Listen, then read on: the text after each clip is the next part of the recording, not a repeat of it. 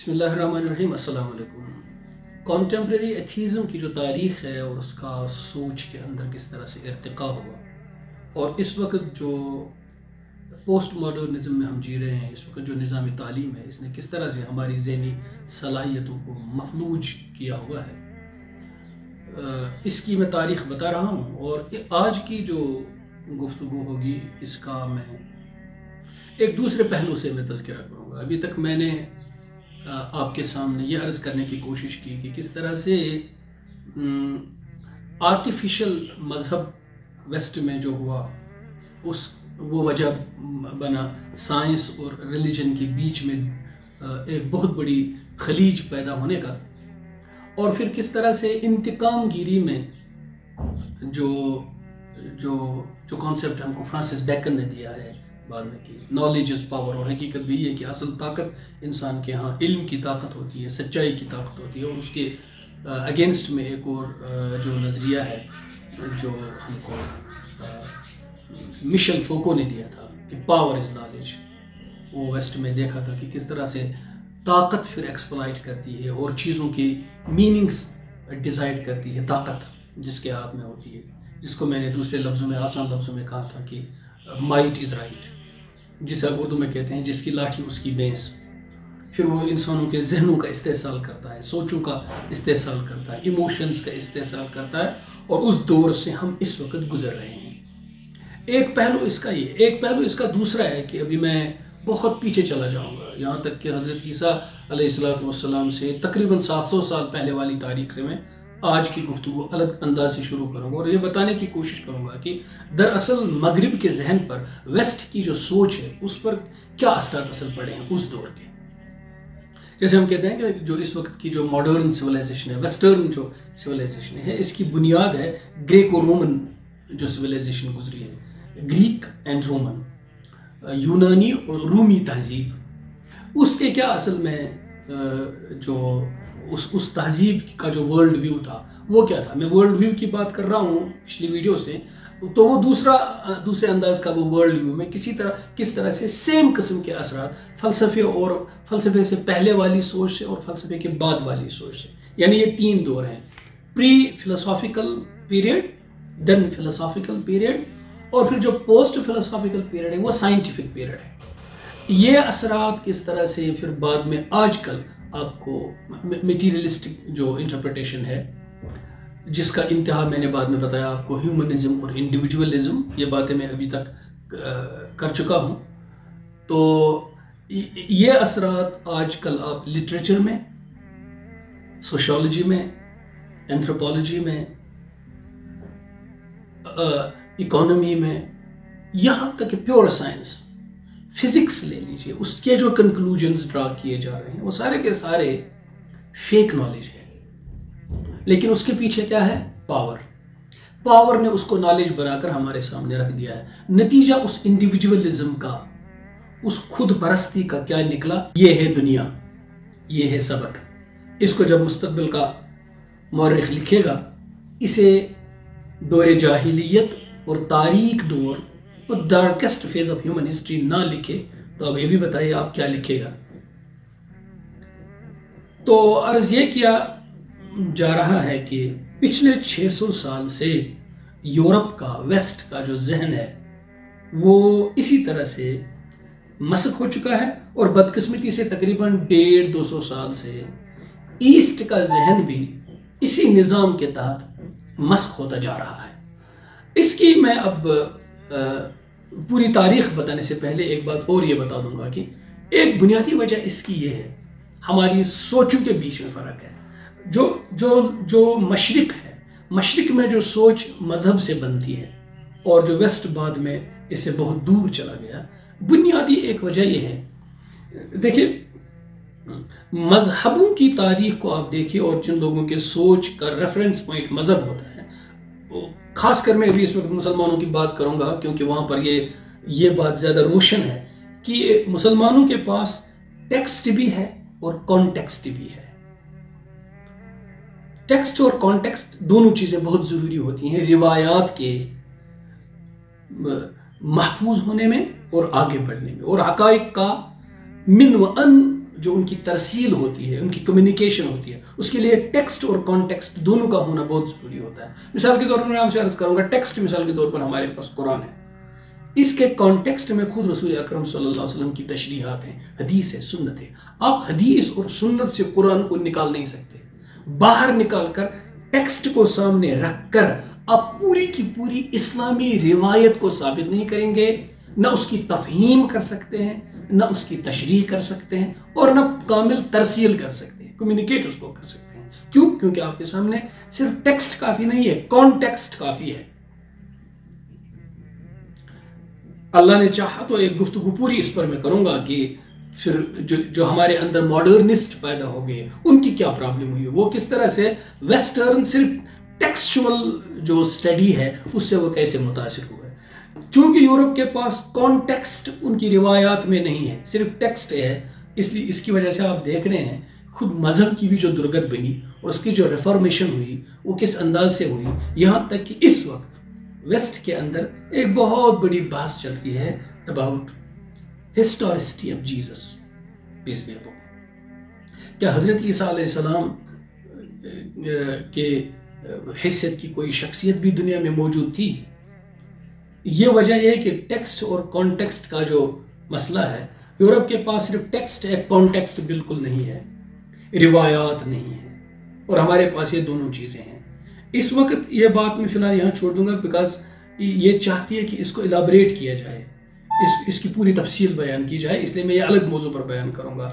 اس وجہ سے آگے جب ہم بڑھتے ہیں تو ہم یہ دیکھتے ہیں کہ یورپ کے اندر جو ذہنی انحطاط پیدا ہوا وہ تقریباً 600 سالہ دور پر وہ محیط ہے، وہ سارا کا سارا یورپ کے انحطاط کا جو سلسلہ ہے، اور وہ جو ذہنیت ہے کہ مطلب مثال کے طور پر آج یورپ میں وہ کسی بھی قسم کی ایسی روایت نہیں ہے جو پورے کانٹیکسٹ کے ساتھ سامنے آ رہی ہو، سینہ بسینہ چلی آ رہی ہو۔ تو اس طرح یورپ صرف انہی شہادتوں کو قبول کرتا ہے جو ٹیکسچول ہوتی ہیں اور جو تحریری شکل میں اس کے پاس موجود ہوتی ہے۔ اس ذہنیت کو لے کر کے مغرب کی پوری جو تاریخ ہے اس کو ہم شروع اگر کریں گے، کہاں سے یہ بات شروع ہوئی ہے، تو اس کو ہم یونانی دور سے شروع کرتے ہیں، گریک سویلائزیشن سے۔ تو اس کو میں مختلف ادوار میں آپ کے سامنے عرض کروں گا۔ پہلے میں ذکر کروں گا کہ گریک پیریڈ میں کیا ہوا، جس کا اثر بعد میں یورپی سوچ پر پڑا، ویسٹرن تھاٹ پر پڑا۔ پہلے تو یونانی دور آتا ہے، گریک پیریڈ، اس کے بعد آتا ہے رومن پیریڈ، رومی دور، اس کے بعد شروع ہوتا ہے کرسچن پیریڈ، پوری کرسچینٹی کا جو دور ویسٹ میں ہے، اسے لیجئے آپ 5th سینچری سے 5ویں صدی عیسوی سے 15ویں صدی عیسوی تک کا یہ دور ہے، 1000 سالہ دور ہے یہ کرسچینٹی کا پیریڈ۔ اور اس کے بعد ہوتا ہے، یہ تو ہوگی 15ویں صدی، اس کے بعد ہوتا ہے رینیساں، نشأت ثانیہ۔ اب نشأت ثانیہ میں ایک ساتھ آپ 3 چیزیں یاد رکھیے۔ سب سے پہلی بات یہ کہ اسی دور میں، نشأت ثانیہ کے دور میں ہی یورپ کے اندر، یہاں مان لیجیے 16 سینچری سے 15 سینچری کے مڈ 15 سینچری سے یہ جو رینیساں شروع ہوا، 16 سینچری میں پورے بلوم پہ آ گیا تھا۔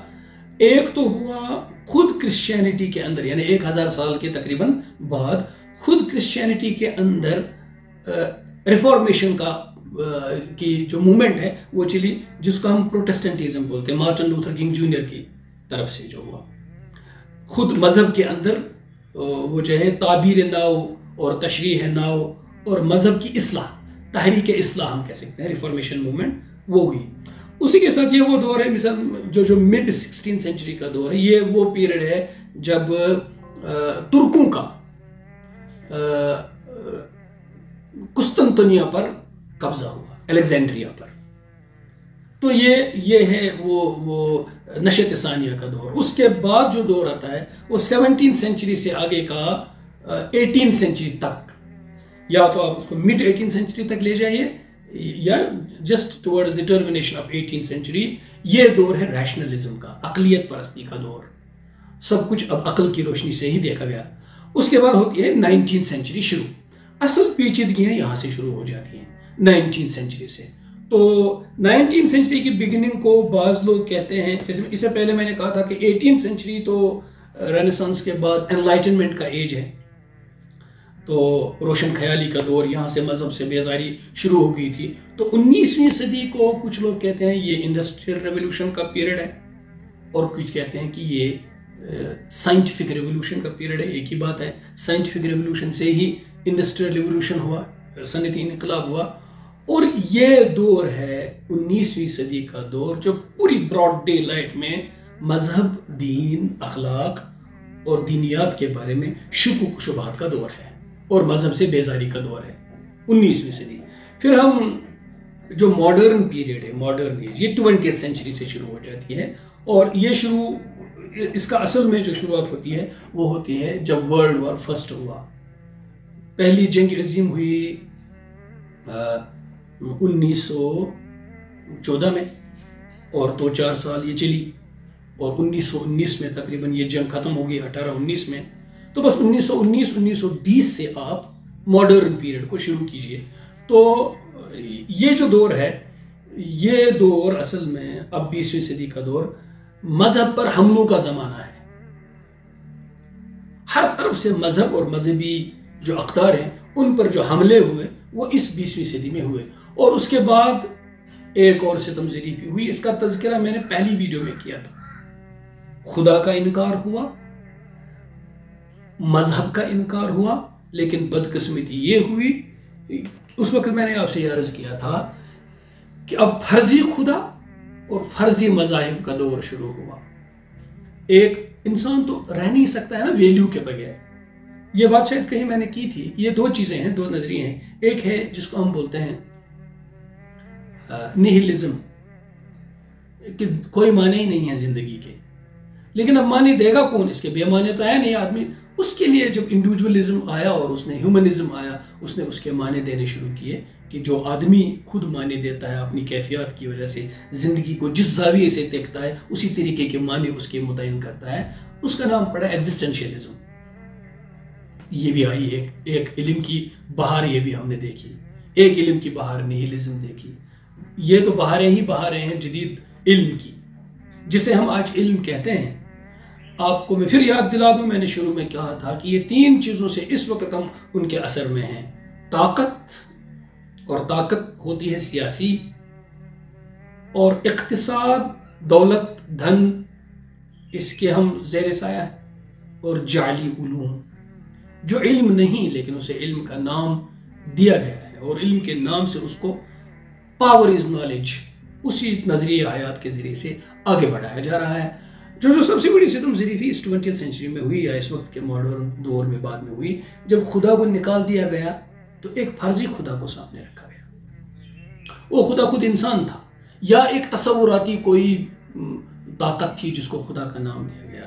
اور جب اقدار اور مذہب کے ویلیوز کو زندگی سے نکال دیا گیا تو پھر تھیوریز لائی گئی، نقلی تھیوریز، اور زندگی کی توجیحات اور انٹرپریٹیشنز کی گئی، فیلنگز کی انٹرپریٹیشنز کی گئی، خود انسان کی حقیقت کو انٹرپریٹ کرنے کی کوشش کی گئی. تو اب ریلیجیس ویلیوز کی جگہ پر جھوٹے اور فرضی ادیان آ گئے، آرٹیفیشل ریلیجنز ہو گئے.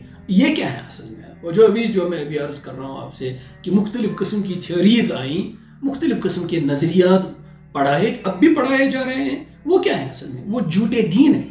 کمیونزم ایک دین ہے، سوشلزم ایک دین ہے، کیپٹلزم کو ایک ضابطۂ حیات سمجھ کر عمل میں لایا جا رہا ہے. یہ ایک دین ہے، ان کو دین کی جگہ دے دی گئی.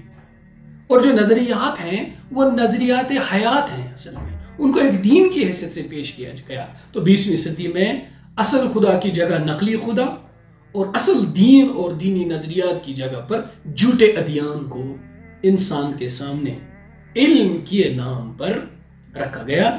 وہی تھیوریز، وہی نظریات آپ لٹریچر میں بھی پڑھتے ہیں، وہی آپ سماجیات میں پڑھتے ہیں، عمرانیات میں پڑھتے ہیں، وہی آپ سائنس میں بھی کنکلوژنز اسی طرح سے ڈرا کرتے ہیں. اب آئیے ہم پہلے ادوار سے شروع کرتے ہیں گفتگو. ہر دور میں کیا ہوا اور کس طرح سے بعد میں ہم یہاں تک پہنچے.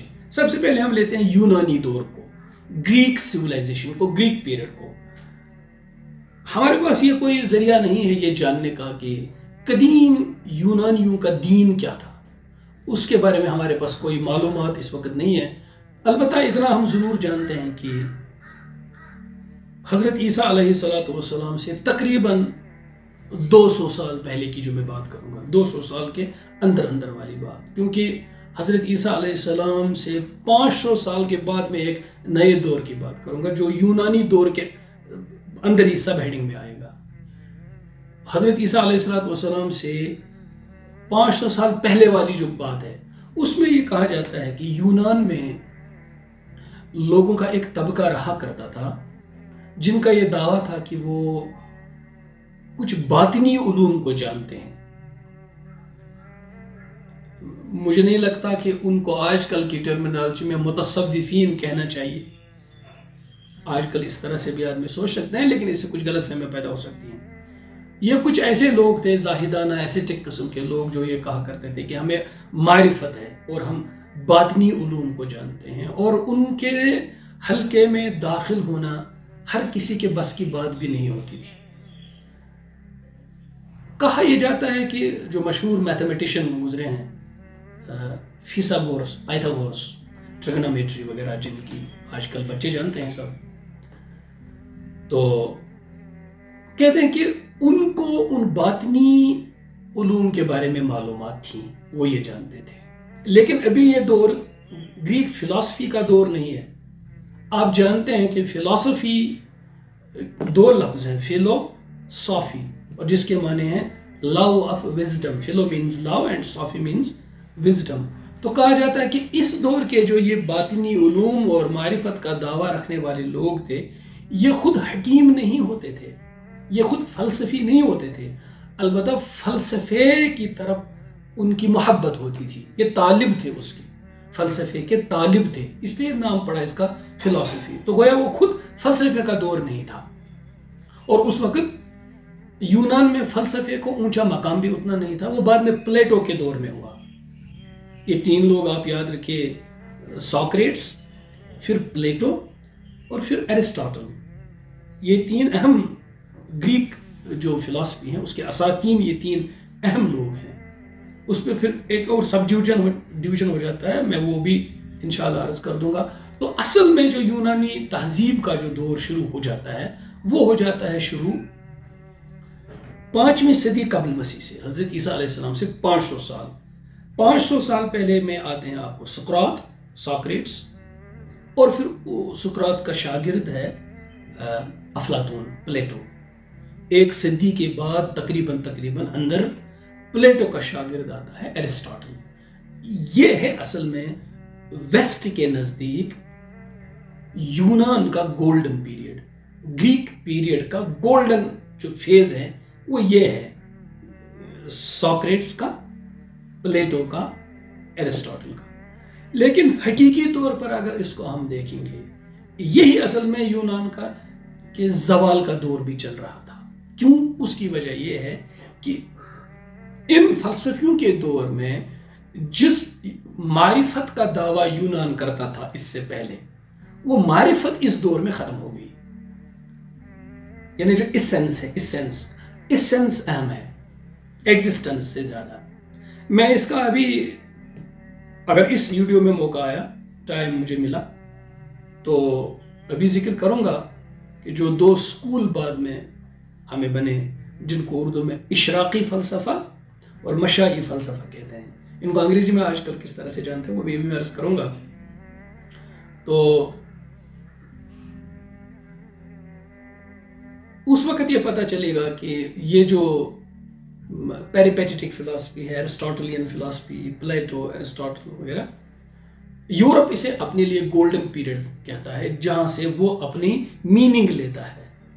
اور ہم لوگ سمجھتے ہیں کہ یہ زوال کا دور تھا، کیونکہ جس اصل میننگ جو یونانی تہذیب کی ان لوگوں سے پہلے تھی وہ اس دور میں ختم ہو گئی.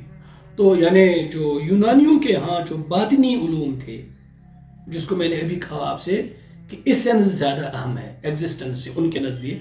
وہ باطنی علوم افلاطون کے پاس نہیں تھے، نہ اس کے استاد سقراط کے پاس تھے، سوکریٹس کے پاس. اور اسی طرح سے اگر آپ پھر ایرسٹاٹل کو لیں گے، افلاطون کے شاگرد کو، وہ بھی جو ظاہری علوم ہے، جو مینیفیسٹیشن ہے، ایکسٹرنل جو دنیا ہے، انہی علوم تک اس کی جو رسائی تھی وہ محدود تھی. وہ بھی اصل میں باطنی علوم کو اور معرفت کو اور ایسنس کو وہ نہیں جانتا تھا. خیر، آگے بڑھتے ہوئے میں یہ عرض کروں گا کہ ہمارے بعد میں جو مسلم فلاسفرز ہیں ان پر کن کا زیادہ اثر پڑا، وہ بھی میں آپ سے ابھی عرض کروں گا. وہ اس طرح عرض کروں گا کہ یہ جو گریک فلاسفرز تھے ان کے دو طبقے بعد میں ہو جاتے ہیں. ایک طبقہ لے لیجئے آپ یونان کا، وہ ہے سوکریٹس کا، سوکریٹس کے بعد پلیٹو اور پلیٹو کے بعد ایرسٹاٹل. اسے ہم بولتے ہیں پیریپیٹیٹک سکول. اسی کو ہم بولتے ہیں مشائی سکول، اردو میں مشائی فلسفہ، پیریپیٹیٹک سکول آف تھاٹ. یہ وہ سکول ہے جو اصل میں یہ کہتا ہے کہ جو ظاہر ہے اصل میں یہی اہم ہے. اور یہ دور ہے 5ویں صدی سے 4ویں صدی تک قبل مسیح کا. اور دوسرا جو گروہ ہے وہ ان کے بعد کا گروہ ہے، بلکہ یہ حضرت عیسیٰ علیہ السلام کے بعد والا 1، 2 اور 3 صدی تک پھیلا ہوا اسی یونان کے فلسفے کا ایک دوسرا گروپ ہے. پہلا گروپ ابھی میں نے آپ سے کہا کہ ایرسٹاٹل، پلیٹونک، ایرسٹاٹلین وغیرہ جو سکول ہے، پیریپیٹیٹک فلسفی، اور یہ ہے ظاہر پرستی کی فلسفی ساری، تو یہ یونان میں ہے. اور جو اس کا دوسرا سکول ہے، دوسری جو شک ہے اس کی، وہ یونانیوں کی ایک نو آبادی تھی، ان کی کالونی تھی جو انہوں نے ایجپٹ میں قائم کی تھی، الیگزینڈریا، اسکندریہ. وہاں اسی فلسفے کا ایک جو ایکسٹینشن ہے یا ایک دوسرا سکول جو پیدا ہوا، تو وہ وہاں بسے، وہ لوگ وہاں تھے. حضرت عیسیٰ علیہ السلام سے پہلے والا ہے یہ پیریپیٹیٹک سکول، اور حضرت عیسیٰ علیہ السلام کے بعد والا یہ سکول ہے جس کو ویسٹ کہتا ہے نیو پلیٹونزم، نو افلاطونیت. تو اس کے جو ہیں اس کے جو سٹال وارڈز تھے وہ پلیٹنو، فلاطینوس جس کو اردو میں لکھتے ہیں، اور اسی طرح سے فرفریوس جس کو اردو والے کہتے ہیں. یہ سکول الگ ہے، نیو پلیٹونک سکول. تو یہ سمجھ لیجئے کہ یہ جو نیو پلیٹونک سکول ہے اسی کا اثر بعد میں اصل میں مسلمان فلسفیوں پر پڑا. یہ بھی ایک بحث ہے کہ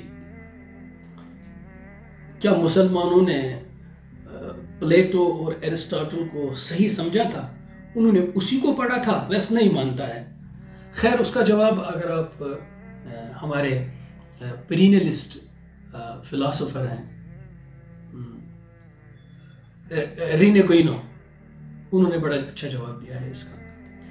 میں اس وقت اس کا تذکرہ نہیں کروں گا، ہر موقع پر اپنی بات آئے گی تو وہ میں عرض کروں گا. مجھے جو بات بتانی ہے اس کا میں ہلکا سا یہ پس منظر عرض کر رہا ہوں. تو یہ دو سکول ہیں. ابھی یہ بات بہت اہم ہے یاد رکھنے کی، جس کو میں نے ابھی کہا کہ معقولات کی، ریشنلائزیشن کی اصطلاح میں، ٹرمینالوجی میں آپ پیریپیٹیٹک سکول کو ایک نام دیتے ہیں جو ایرسٹاٹلین سکول ہے، اور یہ جو اشراقی فلسفہ ہے جو الیگزینڈریا میں ڈیولپ ہوا، ان دو میں فرق کیا ہے، جو ابھی میں نے ہلکا سا عرض کیا کہ یہ جو اشراقی فلسفہ ہے الیگزینڈریا کا، اس کے نزدیک ہے کہ جو انٹیوشن کی نالج ہوتی ہے وہ سائنٹیفک نالج سے زیادہ اہم ہے. تو وہ انٹیوشن کو بھی بہت بڑا سورس بتاتا ہے سائنٹیفک نالج سے زیادہ. اور وہ جو پیریپیٹیٹک سکول ہے، یہ نے بعد میں یہ ذہن بنا دیا کہ یہ جو آبزرویشنل نالج ہوتی ہے، ایکسپیریمنٹیشنل نالج، یہ اس معرفت والے علم سے زیادہ ہوتی ہے. یعنی اشراقی سکول میں جو ایلومینیشنسٹ سکول ہے، اس کے نزدیک ہے کہ وہ جو روح ہوتی ہے، روح ایسنس جو ہوتی ہے کسی چیز کی، وہ زیادہ امپورٹنٹ ہے ایگزسٹنس سے. جبکہ اس کے برعکس ہے پیریپیٹیٹک سکول. اور یورپی فکر پر، ویسٹرن فکر پر جو ڈائریکٹ اثر پڑا ہے وہ پیریپیٹیٹک فلسفی کا پڑا ہے کہ ظاہر اصل میں زیادہ اہم ہے. یہی سوچ آگے بڑھی ہے. خیر، تو لہذا جو یہ ہیں افلاطون ہے، پلیٹو اور ایرسٹاٹل، ان کے زیادہ اثرات پڑے ہیں مغربی فکر پر، اور مغربی ذہن جو بعد میں پیدا ہوا وہ انہی کی سوچ سے آگے بڑھا. اسی طرح سے یونانی فکر جو ہے وہ کبھی بھی اس لحاظ سے، چونکہ ظاہر پرستی ہے، خدا تک نہیں پہنچی، معرفت تک نہیں پہنچی. اس فکر میں کبھی اس طرح کی اٹھان پیدا نہیں ہوئی. حضرت مجدد الفسانی رحمہ اللہ نے لکھا ہے ایک جگہ کہ یہ جو پلیٹو تھا، افلاطون تھا، وہ اپنے مکاشفات میں الجھ گیا، اس لیے وہ گمراہ ہو گیا. اس کا مطلب یہ ہوا کہ یہ جو دنیا ہے یہ مقام حیرت ہی ہے. اصل میں اس کی حقیقی توجیہ آدمی اپنی عقل سے نہیں کر پاتا ہے. تو سمجھ لیجئے کہ وہ یونانی فلسفی جو پیریپیٹیٹک سکول کے بانی تھے وہ مقام حیرت سے آگے نہیں بڑھے، اور یہی حیرت آگے پہنچی لیگیسی کی طرح ویسٹ کے پاس.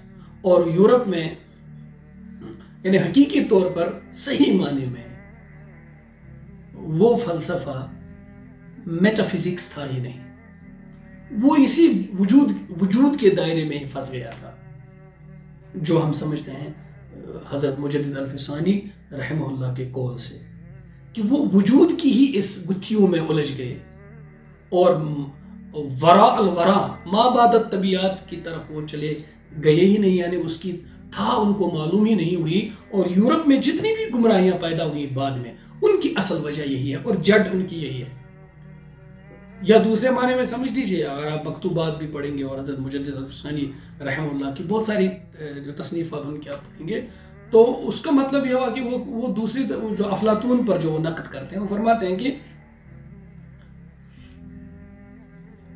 پلیٹو نفس تک تو پہنچا، قلب تک نہیں پہنچا. یعنی اس کی ساری جو فلسفے کی جو تگدو تھی وہ نفس کی صفائی پر تھی، قلب کی صفائی تک وہ پہنچا ہی نہیں، اسی لیے گمراہ ہوا. یہ دیکھیے آپ اس پرزم سے دیکھیے آج پورے ویسٹ کو آپ سمجھ سکتے ہیں. بلکہ میں تو یہ عرض کروں گا کہ ویسٹ ابھی تک نفس میں اور قلب میں فرق ہی نہیں کر پایا ہے. تو اس رجحان کو، یہ جو ہے نفس تک پہنچنا اور قلب تک نہیں پہنچنا جو افلاطون کی گمراہی کا اصل سبب بنا، اس رجحان کو روم کے فلسفیوں نے اور زیادہ تقویت دی. ہم بعد میں رومی دور میں پڑھیں گے، ابھی ہم گریک دور پڑھ رہے ہیں. یہی 19ویں صدی میں جو ہے اخلاقیات کی پرستش جو ہوئی، وہ نمودار ہوا یہی چیز اس میں. تو اور اسی طرح سے جو ایرسٹاٹل ہے وہ عقل کو بھی دو حصوں میں تقسیم کرتا ہے. ایک کو بولتا ہے انٹیلیکٹ یعنی عقل کلی، اور ایک کو بولتا ہے عقل جزئی یعنی ریزن.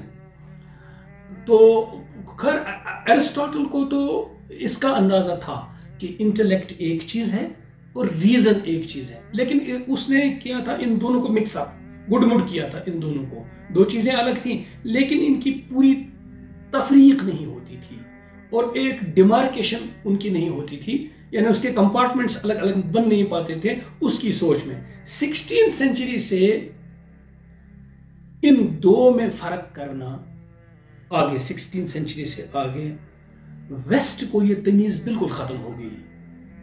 وہ انٹلیکٹ میں اور ریزن میں فرق کرنے کے بالکل ہی قابل ہی نہیں رہے. میرے عرض کرنے کا مطلب یہ ہے، بات خوشک ضرور لگ رہی ہوگی لیکن اس بات کو بتانا بہت ضروری ہے. ایرسٹاٹل کو انٹلیکٹ اور ریزن کا اندازہ تھا. سپریم عقل جو ہے اسے وہ انٹلیکٹ کہتا ہے، کلی عقل، اور ریزن وہ جزوی عقل کو بولتا ہے. مسلمان مفکرین بھی جو انٹلیکٹ اور ریزننگ ہے، یہ دو چیزیں الگ الگ ہیں. اور ہمارے ہاں اگر میری سوچ صحیح ہے یا میری سمجھ صحیح جا رہی ہے، ہمارے ہاں جو ایمانی عقل اور انسانی عقل، عام انسانی عقل اور ایمانی عقل کا جو تفاوت سمجھایا گیا ہے، وہ انٹلیکٹ اور ریزننگ میں فرق ہے. میں یہاں پر یہ عرض کرنا چاہوں گا کہ اگر ہم لوگ مطالعہ کرنا چاہیں کتابوں کا، آپ ایرینے گوئنو کی کتابوں کا مطالعہ کیجیے.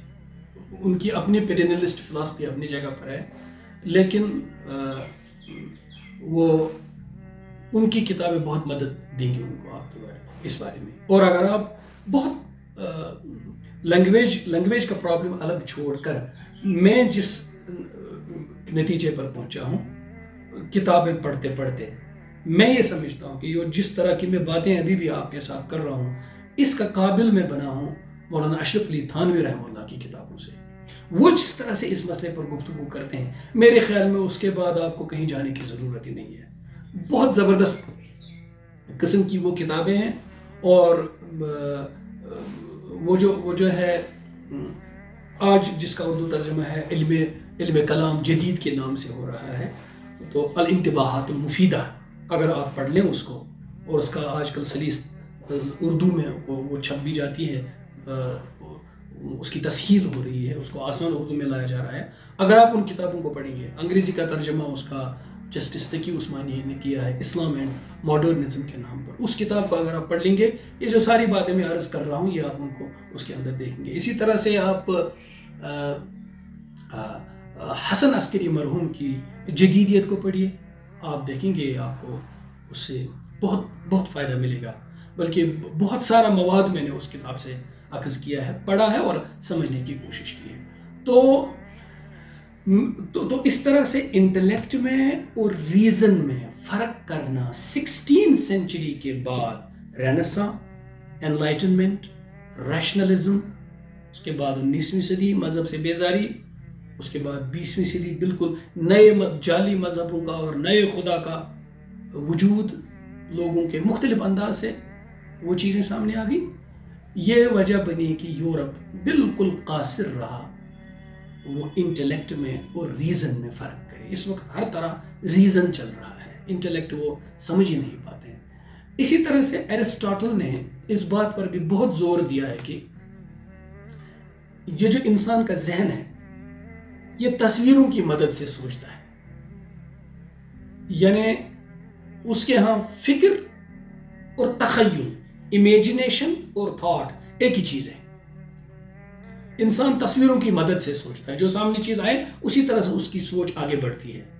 وہ یا تھاٹ اور امیجنیشن میں اس نے کوئی فرق نہیں کیا. اس کا اثر یہ ہوا کہ آج جو عقل کلی ہے، انٹلیکٹ ہے، الگ چیز، یعنی وہ ایک سیلف ڈیپینڈنٹ ہوتا ہے. عقل کلی جو ہے وہ سیلف ڈیپینڈنٹ ہوتا ہے، وہ خود انحصاری اس میں ہوتی ہے، اپنے پر ڈیپینڈ کرتا ہے انٹلیکٹ. اور جو ریزننگ ہوتی ہے وہ کسی چیز کی بنیاد پر ریزن آؤٹ کرتی ہے چیزوں کو.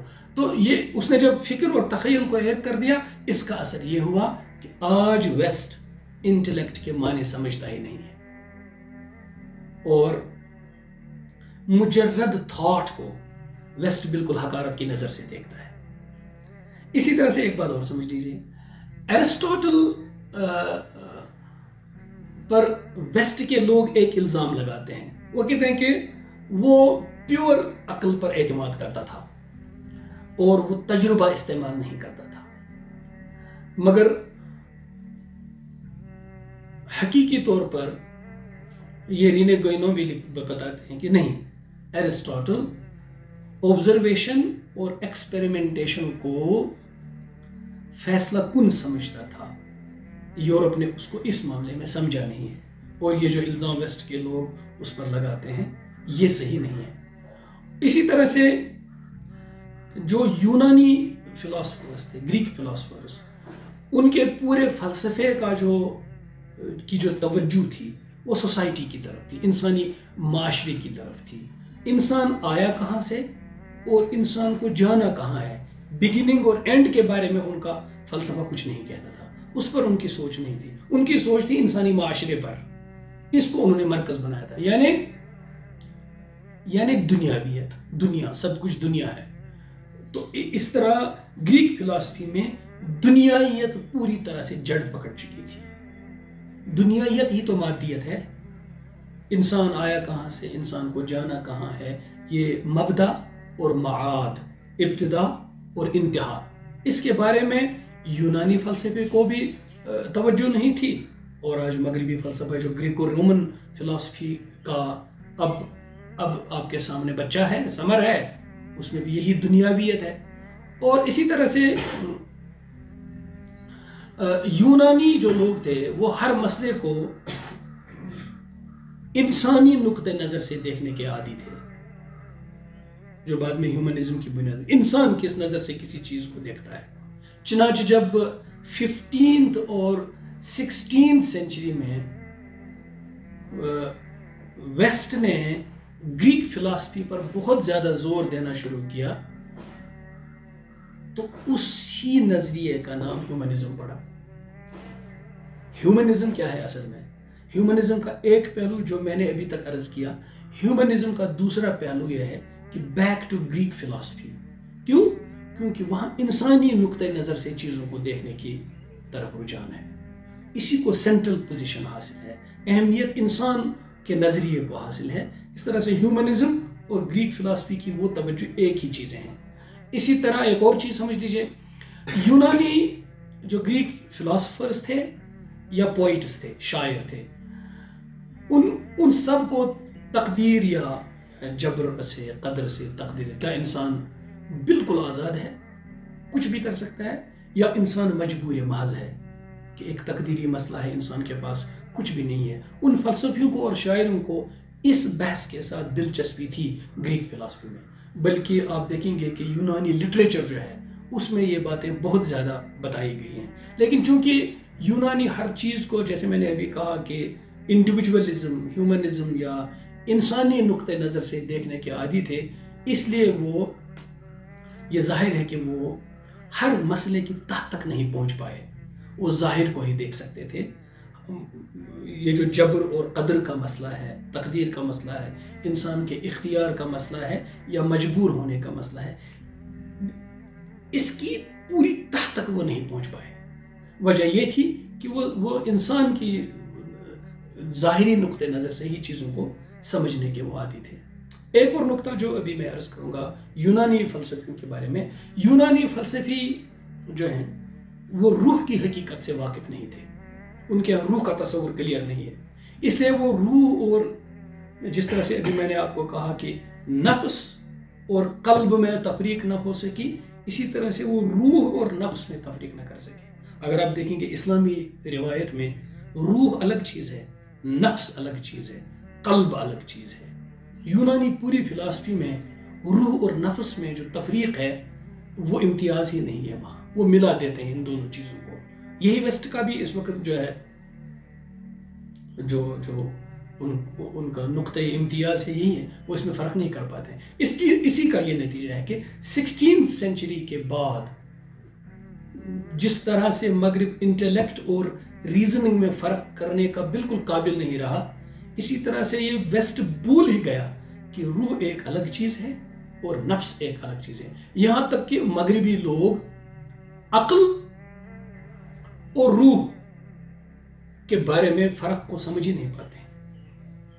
عقل اور روح کے بارے میں فرق کیا ہے اس کو سمجھ میں ہی نہیں پاتے ہیں. ابھی آپ دیکھیں کہ وہ روح کو سول، سپرٹ، ریزن، عقل، انٹلیکٹ، اب قلب کے ابھی آپ دیکھ رہے ہیں کہ بس یہ ایک خون کو پمپ کرنے کا ایک آلہ ہے.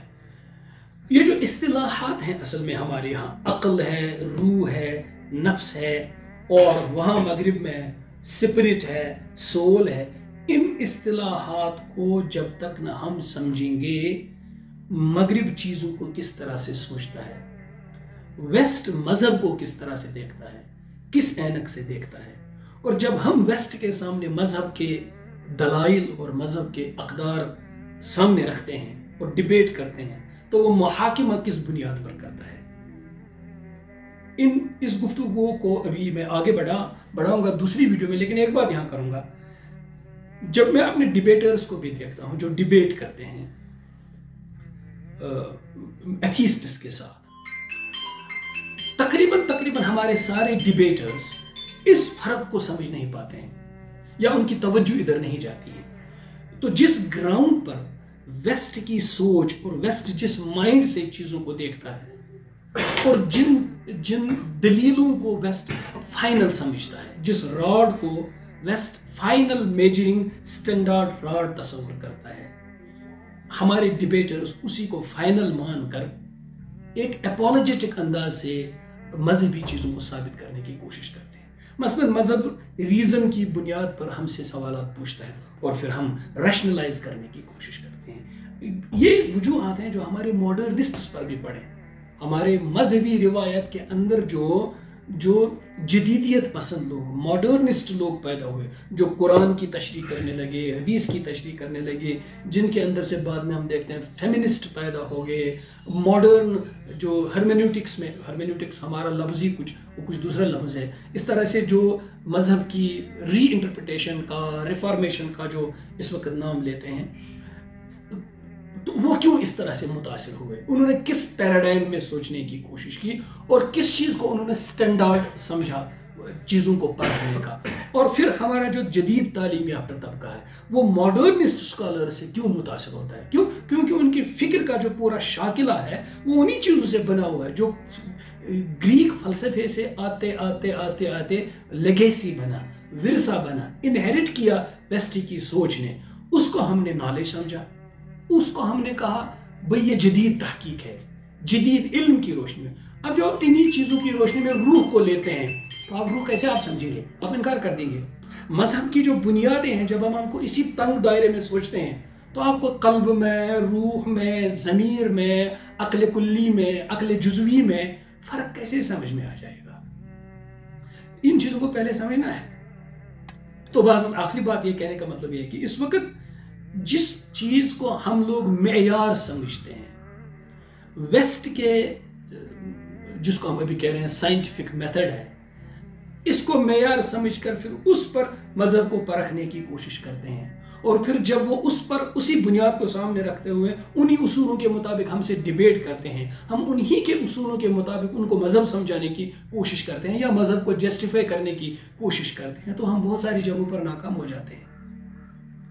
مسئلہ یہ ہونا چاہیے پہلے کہ جو میتھڈ ویسٹ کے پاس ہے اور جس چیز کو جس عقل کو، جس ریزن کو، جس ریشنیلٹی کو ویسٹ فائنل اتھارٹی سمجھتا ہے، وہ ہے بھی کوئی فائنل اتھارٹی یا نہیں؟ جن تھیوریز کو ایزیوم کر کے ویسٹ آگے ڈیبیٹ کو لے جاتا ہے اور جن ٹرمینالوجیز کو ویسٹ اپنی میننگ دے کر کے بحث کو آگے بڑھاتا ہے یا وہاں کے ڈیبیٹرز آگے بڑھاتے ہیں، ان کی حقیقت ہی کیا ہے اصل میں؟ وہ کس مضبوط یا فلمسی گراؤنڈ پر کھڑے ہیں؟ پہلے ہم نے اس کو دیکھنا ہے۔ یہ ہمارے اساتذہ کرتے تھے کہ بھائی آپ سوشلزم پر ڈیبیٹ کرنے کے لیے کسی سوشلسٹ کے ساتھ ڈیبیٹ کیوں کرتے ہیں؟ آپ یہی ثابت کر دو کہ بھائی مارکس کی پوری فلسفی میں کیا لوپ ہولز تھے، تو اس کے بعد جو اس کے اثر سے پیدا ہونے والے سارے اذان ہیں وہ خود بخود ختم ہو جائیں گے۔ کسی بھی سوچ کی، فکر کی، سائنس کی جو بنیاد ہے اصل میں، اس بنیاد کو سٹرائک کرو، اس کو دیکھو۔ اصل میں سانپ ڈستا ہے، زہر نکال دو، پھر اس کا ڈسنا کیا کرے گا آپ کو؟ تو خیر یہ تو باتیں ہوئی، یہاں تک میں نے یہ بتانے کی کوشش کی کہ گریک فلسفے کے بنیادی امتیازی نقطے کیا تھے اور گریک فلسفی کی طرف جدید دور جو اس وقت ویسٹ میں ہے یہ اسی فلسفے کا ورثہ کس طرح ہے، اور آج ہم اسے کہتے ہیں یہ علم ہے، اور جب ہم اسے پڑھتے ہیں تو آج ہم بنتے ہیں ایجوکیٹڈ لوگ، اور جب ہم اس کا پھر ہم کلی علم کی روشنی میں دیکھیں گے آپ کو پتہ چلے گا کہ ہم وہی پہلی بات جو میں عرض کر رہا ہوں، جعلی علوم پڑھ رہے ہیں یا اصلی علوم پڑھ رہے ہیں۔ اس کا تذکرہ انشاءاللہ چونکہ میں ابھی گریک پیریڈ میں نے بتایا، اس کے بعد میں رومن پیریڈ عرض کروں گا، اس کے بعد 1000 سالہ کرسچن پیریڈ آئے گا، اس کے بعد رینیساں آئے گا، اس کے بعد 19 سینچری، پھر 20 سینچری کے ابھی تک کا پیریڈ آئے گا۔ ہر دور کی کیا خصوصیت ہے، ہر دور میں علم کے جو اصل بنیادی نقطے ہیں وہ کیا ٹھہرائے گئے، اور کس طرح سے آج تک ہم اسی چیز کو سوچتے جو ذہن 600 سال تک 14ویں صدی سے 20ویں صدی تک ویسٹ کا بالکل مسخ ہو چکا ہے، پچھلی 1-2 صدیوں سے ہم لوگ جو ویسٹرن ایجوکیشن سسٹم کو ایک معراج سمجھ کر حاصل کرنے کی کوشش کر رہے ہیں، اس سے ہماری سوچ بھی، ہماری فکر بھی، ہمارا ذہن بھی کس طرح سے مسخ ہونے جا رہا ہے اور مسخ ہو رہا ہے، اس کا میں تذکرہ انشاءاللہ آگے کروں گا۔ ابھی تک میں آپ سے یہ گزارش کروں گا کہ ابھی تک بہت ساری غلط فہمیوں کو ذہن میں آنے نہ دیں۔ اس سے جو ایک سائڈ میں غلط فہمیاں پیدا ہو رہی ہیں، میں ان کو بھی طالب علمانہ حد تک دور کرنے کی کوشش کروں گا۔